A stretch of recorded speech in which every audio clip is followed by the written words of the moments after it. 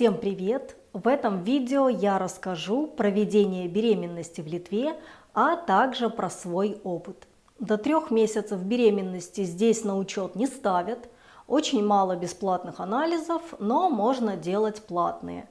Посещение гинеколога сначала 1 раз в 2,5 месяца, потом раз в 1,5, раз в месяц и чаще. Женщину 35 лет и старше бесплатно направляют на консультацию к генетику. В Вильнюсе реально наблюдаться у гинеколога, который согласится говорить с вами по-русски, хоть и не очень охотно. При поликлинике есть курсы для беременных. Я на них не ходила, сейчас очень много полезной информации можно найти в интернете, к тому же эти курсы на литовском языке, а я еще не настолько хорошо знаю этот язык. Я узнавала у других женщин про эти курсы, многим они понравились. И сейчас расскажу вам о своих посещениях гинеколога, как часто это было и что происходило во время этих визитов. Первый визит у меня был 28 марта в 9 недель. Дальше я ходила в 11 недель, 14 апреля. Меня поставили на учет, и я сдала некоторые анализы крови и мочи. В 12 недель, 19 апреля, я ходила на бесплатную консультацию к генетику. Было нелегко записаться бесплатно, но в итоге мне повезло и все получилось. Так, далее я ходила в 17 недель, 26 мая, ничего особенного не было. 23 неделя, 7 июля, я сдавала анализ на сахарный диабет и мочу. На этой неделе у меня выявили гестационный диабет, это диабет беременных. Возможно, я не совсем правильно подготовилась к сдаче этого теста, хотя много про него читала. Может быть, мне не стоило в день накануне этого теста так много есть арбуза и доедать макароны, которые я в обычной жизни ем очень редко. Также в ту ночь я спала только 4 часа, что также могло повлиять на результаты теста. Тем не менее, гинеколог направила меня к эндокринологу. К сожалению, бесплатно попасть на консультацию можно было только через 2 месяца, а если платно в обычной поликлинике, то через месяц, что все равно очень долго, так что в итоге к эндокринологу я не ходила. Но я пересмотрела много видео про гестационный диабет в интернете и решила ужесточить свою диету, которую начала уже за пару месяцев до теста на всякий случай. Несколько дней все было хорошо, и я могла на завтрак есть рыбу и мясо, но потом у меня был срыв. Целое утро я рыдала, потому что на завтрак я привыкла есть что-то сладкое, чаще всего йогурт с фруктами, и такую еду, как мясо, рыба, яйца и тому подобное, я есть с утра не могу. А согласно диете, фрукты на завтрак не рекомендуются. Но моя лучшая подруга, медик по образованию, сказала, что можно есть ягоды, и это было моим спасением. Я завтракала не йогуртом с фруктами, как обычно, а йогуртом с ягодами. Еще я решила купить в аптеке глюкометр и измерять уровень сахара в моей крови. В итоге глюкометр мне дали на прокат родственники, но, к сожалению, так получилось, что мне было не до него, так как на 25-й неделе беременности я заболела коронавирусом. В понедельник утром у меня была сильная слабость, вечером высокая температура. Во вторник мне удалось попасть к врачу в поликлинику. Мне сделали тест на коронавирус, и он был положительным. Положительный – такое странное слово для коронавируса. Также мне сказали, что анализ крови у меня плохой, и мне нужно лечь в инфекционную больницу, потому что я беременная, что нужно наблюдать за моим самочувствием и состоянием плода. В итоге я провела 3 часа в специальной комнате при больнице под капельницей. Мне снова делали анализ на коронавирус, сказали, что кровь у меня не настолько плохая, чтобы лежать в больнице, а состояние плода посоветовали проверить у гинеколога в поликлинике, если плод перестал двигаться. Но, если честно, он у меня за это время подрос и стал очень активным. Также мне посоветовали просто пить парацетамол, если температура будет подниматься до 38 градусов и выше, но желательно не чаще, чем раз в 6 часов. Тяжело сказать, была я рада вернуться домой в тот же день или нет. Было очень страшно за ребенка. Чтобы немного успокоиться, я спросила в телеграм-группе «Мама в Вильнюсе», болел ли кто-нибудь коронавирусом во время беременности, как прошло, как лечились. Мне ответило много девочек, рассказали свои истории. Очень им благодарна за это, даже расплакалась. Стало не так страшно. Еще меня буквально спасала моя подруга из Беларуси, медик по образованию. Она мне постоянно звонила, спрашивала, как я себя чувствую, советовала, как лечиться. Мой муж тоже очень волновался, лечил меня, возил в поликлинику и больницу, ходил в аптеку за лекарствами. Аппетита у меня совсем не было, я могла только есть немного фруктов и ягод, иногда ела вареные яйца. Надеюсь, ребеночек в животике не сильно страдал в то время от голода. На второй день я очень устала от болезни, было депрессивное состояние, так как температура сбивалась только до 37 градусов, но хорошо то, что парацетамол мне сначала помогал на 4 часа, потом на 6, затем на 9. К вечеру второго дня температура вдруг сама начала снижаться, но на ночь на всякий случай я все равно выпила парацетамол. Еще при высокой температуре для облегчения самочувствия мне очень помогало прикладывать к колбу носовой платок, который я обильно смачивала холодной водой. Фотографию я сделала уже после выздоровления. Сами понимаете, когда болеешь, не до того. Очень грустное, подавленное состояние, настроение было у меня еще несколько дней после выздоровления. Так сказался стресс. Слабость и насморк преследовали меня еще неделю. Кашель и того дольше. Конечно, мне очень хотелось проверить состояние плода, и я решила попросить у гинеколога дополнительное УЗИ. Только через неделю после выздоровления я, наконец, добралась до глюкометра. Утром на голодный желудок показания были 4,9, через час после сладкого завтрака, арбуз и сырники, 5,5 моль на литр. В этот день я ела конфеты и арбуз, потому что подумала, что анализ в поликлинике был неточным, но на следующий день я снова померила сахар до завтрака, и показатель был уже хуже, выше, 5,2 моль на литр. Так что сладости и крахмалосодержащие продукты все-таки лучше не есть. Еще я сделала вывод, что если двигаться сразу после еды, хотя бы минут 15, как многие советуют, то показатели становятся лучше. Еще в конце 26-й недели, видимо, вернулся токсикоз, который сильный, был у меня в начале беременности только 2 дня, потом у меня по утрам в течение месяца была только слабость, и вот опять. У меня была слабость, немного подташнивало, в основном по утрам после еды. И я была рада, что через неделю у меня был назначен визит к гинекологу, потому что, как я вам говорила, я хотела попросить дополнительное УЗИ. 28-я неделя беременности, 8 августа и следующий визит к гинекологу. К сожалению, врач ничего сильно не проверяла, только прослушала сердце плода и сказала, что через плаценту ничего вредного не проходит, что коронавирус у меня прошел в легкой форме, поэтому УЗИ делать не надо.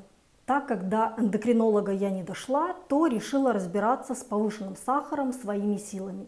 Но в интернете было нелегко найти информацию, какой же должен быть уровень сахара в крови при измерении глюкометром натощак именно у беременных.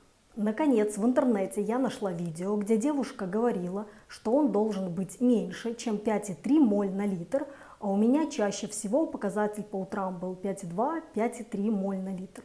Но лето должно было скоро закончиться, а вместе с ним и сладкие ягоды, фрукты, а также сильное желание съесть мороженое, так что я надеялась, что все будет хорошо. Через несколько дней мне все-таки удалось записаться к эндокринологу на 31 августа. И я решила измерять уровень сахара в моей крови каждый день, хотя бы раз по утрам, а также вести дневник питания, то есть записывать, что я ем и сколько двигаюсь, потому как физическая активность тоже влияет на уровень сахара. И потом этот так называемый дневник я хотела показать эндокринологу, чтобы он смог сделать какие-то выводы, хоть какое-то заключение и дать советы по диете и не только. 11 августа я также сходила на прием к терапевту, чтобы она прослушала на всякий случай мои легкие и выписала мне лекарства от кашля. Не знаю почему, но уровень сахара в моей крови снизился до 4,6-5 моль на литр по утрам, хотя я начала есть больше сладких фруктов и мороженого. Наверное, я также начала больше двигаться. Кстати, когда уровень сахара по утрам был низким, я часто чувствовала слабость, меня подташнивало. Я шутила, что это потому, что мой организм привык к сахару, и когда его мало, организм в шоке. Моя гинеколог направила меня на консультацию в Санторишке к другому гинекологу, который наблюдает беременных с гестационным диабетом. Еще она порекомендовала мне сдать платно кровь на витамин D и токсоплазмоз, так как антител к последнему у меня не выявлено. Стоимость этих двух анализов примерно 50 евро. Еще нужно сдать анализ на ВИЧ, но он бесплатный. В конце августа я ездила в отпуск на Балтийское море, где не соблюдала никакой диеты, ела мороженое, варенье, выпечку и в большом количестве блюда из картофеля. И, конечно же, я не брала с собой глюкометр и ничего не измеряла. 31 августа на 31 неделе я ходила в поликлинику на улице Пилима на консультацию к эндокринологу. Врач дала мне брошюру, в которой была указана калорийность продуктов и их гликемический индекс. Она порекомендовала измерять уровень сахара в крови в основном по утрам до еды, изредка через 2 часа после еды, и подтвердила, что показатель должен быть меньше, чем 5,3 моль на литр. Также она обещала позвонить мне через 2 недели, чтобы узнать, помогает ли диета снизить уровень сахара в крови. Если нет, или я ее не буду придерживаться и признаюсь, что показатели плохие, то мне назначат инъекции инсулина. Еще мне бесплатно выписали 50 тестовых полосок для глюкометра. В первый день после отпуска показатель у меня был не супер, 5,5 моль на литр, поэтому я решила сесть на строгую диету. Кстати, эндокринолог сказала, что картофель можно есть, но это реально проверить, только измерив уровень сахара в крови после поедания цепелинов, например, так как, насколько я поняла, организм разных людей по-разному влияет на разные продукты, то есть одному хуже от выпечки, другому от фруктов. И когда я не ела сладкое, но ела картофельное пюре и белый рис, показатель у меня был не супер. 12 сентября на 33-й неделе мне звонила эндокринолог и спрашивала о результатах диеты. Я ответила, что все хорошо, показатель сахара натощак у меня ниже, чем 5,3 моль на литр, через 2 часа после еды ниже, чем 6,7 моль на литр. Она рекомендовала сдать анализ крови на сахар через 2 месяца после родов, но, скорее всего, я этого делать не буду, потому что после такого количества глюкозы мне потом очень хочется сладкого, много сладкого, и я несколько дней страдаю, пока все придет в норму. Лучше я съем полторта. И вообще, мне кажется, что до анализа на сахарный диабет, до того, как я выпила глюкозу, мне не очень хотелось есть сладкое, а вот после такого количества глюкозы мне, как настоящей сладкоежке, настоящему наркоману, снова захотелось есть много сладкого, вернуться к прежнему питанию, и мне было очень тяжело. 26 сентября на 35-й неделе я сдала анализ крови на СПИД и анализ мочи. Эти анализы были бесплатными. За анализы крови на витамин D и токсоплазмоз я заплатила 50 евро. В Беларуси анализов гораздо больше, и все они бесплатные. Очень жаль, что в Литве даже беременным приходится платить. 27 сентября на 35-й неделе я ходила в Санторишки к специальному гинекологу на УЗИ, на которое я была направлена, исходя из того, что мне был поставлен диагноз гестационный диабет. Мне сразу разрешили пригласить мужа с собой в кабинет. Правда, к сожалению, на этом УЗИ мне было сложно понять, где какие части тела у ребенка, потому что врач постоянно увеличивала их и проверяла в основном внутренние органы. Гинеколог, кстати, мне попалась приветливая, но она не говорила по-русски, так что мой муж мне все переводил, хотя с большего я догадывалась, о чем она говорит.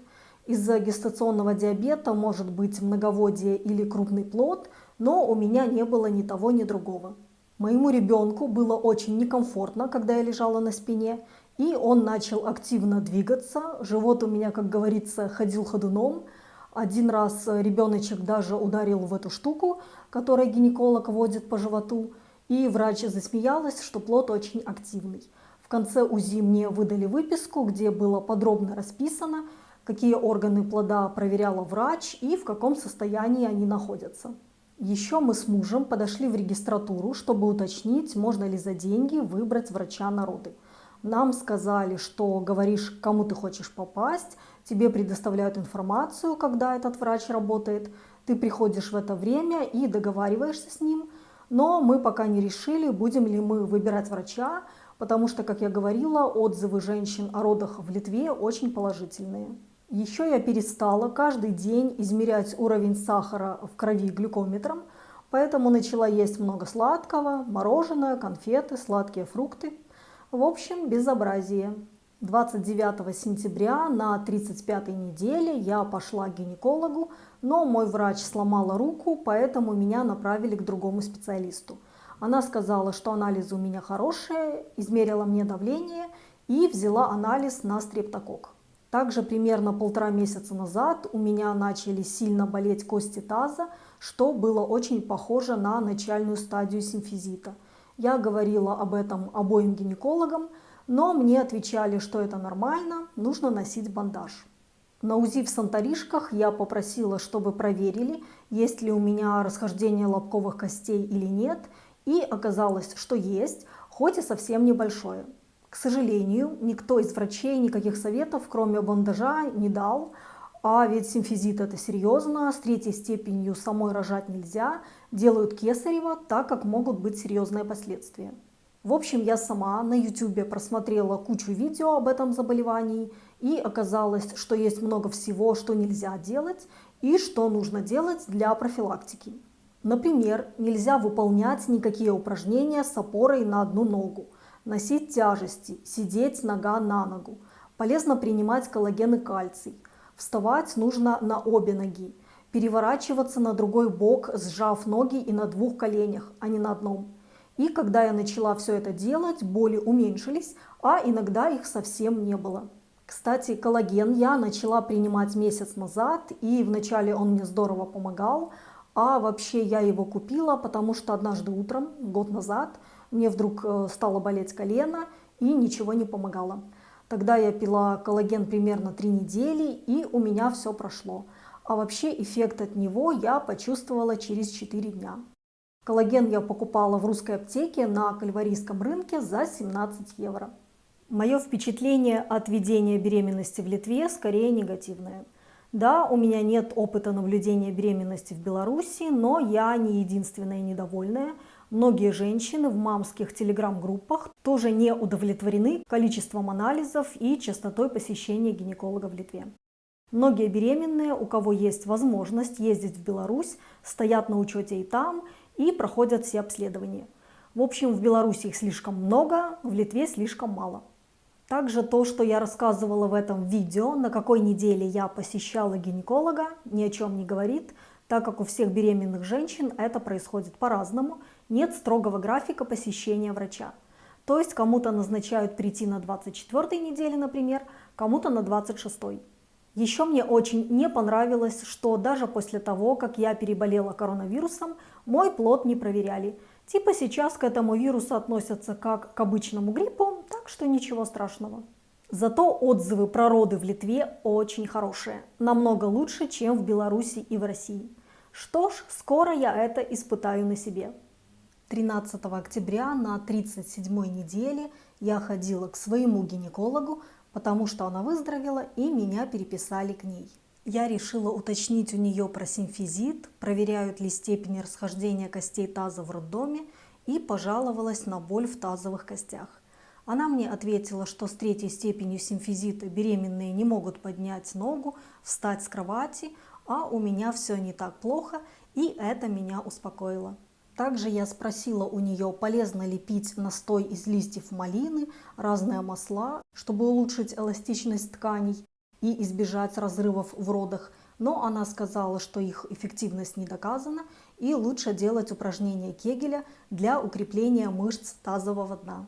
Забыла сказать, что перед каждым приемом у гинеколога я сдавала анализ мочи. Еще несколько дней назад у меня начала отходить слизистая пробка, а гинеколог сказала, что у меня уже опустился живот. 27 октября на 39-й неделе был мой последний перед родами визит к гинекологу. Она проверила шейку матки и сказала, что шейка уже готова к родам. Если будет что-то странное, непонятное, какие-то вопросы, то лучше сразу ехать в роддом. Также она выписала мне направление в Санторишки, потому что я захотела рожать там.